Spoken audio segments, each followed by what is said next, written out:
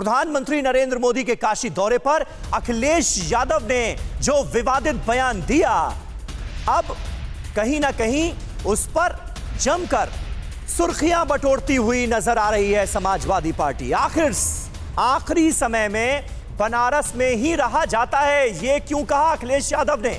1 महीना नहीं, 3 महीना नहीं, वहीं रहना चाहिए। अखिलेश यादव यह कहते नजर आए। दरअसल पत्रकार अखिलेश यादव के पास पहुंचे और कहा कि मोदी काशी दौरे पर हैं, तमाम तरह की योजनाओं का ऐलान किया जा रहा है, काशी विश्वनाथ कॉरिडोर का वो लोकार्पण कर रहे हैं। इस पर आपका क्या रिएक्शन है? उस पर अखिलेश यादव ने जो कहा वो बेहद अमर्यादित माना गया। राजकुमार भाटी साहब, मैं शुरुआत आपसे करना चाहूंगा।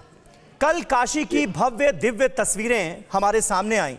जो कैंपस 3000 स्क्वायर फीट का होता था वो 5 लाख स्क्वायर फीट का हो गया और एक रिलीजियस टूरिज्म के बड़े सेंटर के तौर पर काशी को हम डेवलप होता हुआ देख रहे हैं, काशी विश्वनाथ धाम को डेवलप होता हुआ देख रहे हैं।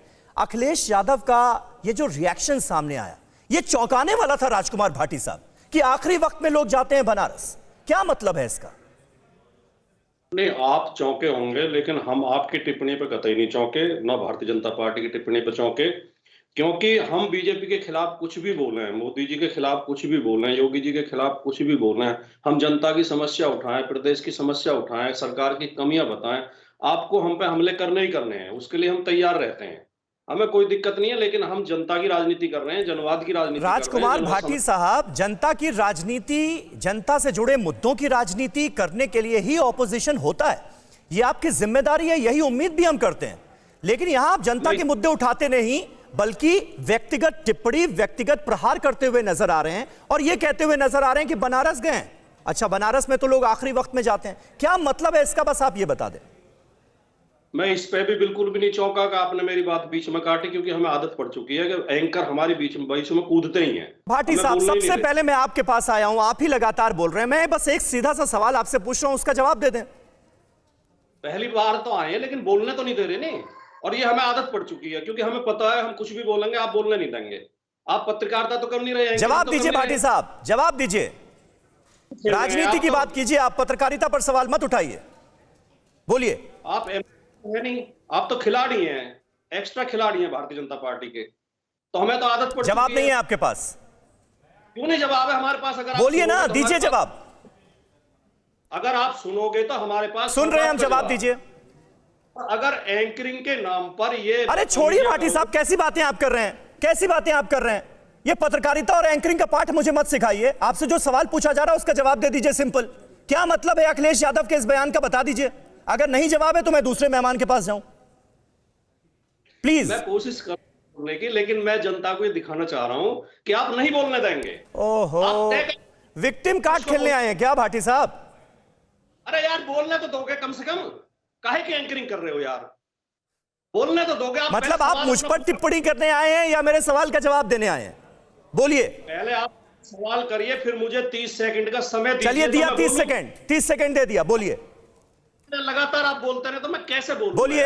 काहे की डिबेट है यार? इस पत्रकारिता के स्तर को रसातल में मत पहुंचाओ, कम से कम कुछ देश की गरिमा बची रहने दो पत्रकारिता। राजकुमार भाटी साहब, इतनी गरिमा का ध्यान है आपको, तो पहले मतलब बता दीजिए अखिलेश यादव के इस बयान का। इतना झुंझला क्यों रहे हैं, समझ में नहीं आ रहा। सुनिए, कान खोल के सुनिए। पहली बात तो, आपने कभी भारतीय जनता पार्टी के किसी नेता के बयान पे ऐतराज नहीं किया होगा। पिछले 2-4 साल का आप रिकॉर्ड उठा के देखेंगे, आप हम पे ही सवाल करते हैं। लेकिन आप पूछ रहे हैं तो मैं बताता हूं, अखिलेश जी का बयान का यह मतलब है, भारतीय जनता पार्टी का अंतिम समय आ चुका है। उत्तर प्रदेश की सरकार 2 महीने में गिर जाएगी, बदल जाएगी, और फिर केंद्र की भी बदलेगी। अब इनके बुरे दिन आ गए हैं, इनके अंतिम समय आ गया है, और ये ठीक है, अपने पुण्य कमा लें, धार्मिक याचनाएं, प्रार्थनाएं, जागरण वगैरह कर लें। अंतिम समय में लोग यही काम करते हैं। बताइए आप क्या पूछना? तो अखिलेश यादव बनारस नहीं जाएंगे चुनाव प्रचार के लिए? जाएंगे, खूब जाएंगे। बनारस को यूपी से वो तो ये कह रहे हैं कि आखिरी समय में लोग जाते हैं बनारस। भारतीय जनता पार्टी का आखिरी समय है, हमारा शुरुआत का समय, हमारे। चलिए ठीक है। मनीष शुक्ला जी, अब आप समझ गए होंगे कि अखिलेश यादव कहना क्या चाह रहे थे। राजकुमार भाटी साहब ने कई सवाल पूछने पड़े, लेकिन फिर भी जवाब आखिर में दे दिया कि उनका मतलब यह था कि भारतीय जनता पार्टी के आखिरी दिन आ गए हैं यूपी में। बताइए क्या देखिए, एतराज है? समीर जी, दिव्य भव्य और नव्य श्री काशी विश्वनाथ धाम के स्वरूप को देखकर जहां एक तरफ भारतीय संस्कृति, सभ्यता और सनातन धर्म को मानने वाले लोग हर्षित हैं, प्रफुल्लित हैं, वहीं जिन्नावादी अखिलेश यादव हताशा में चले गए हैं।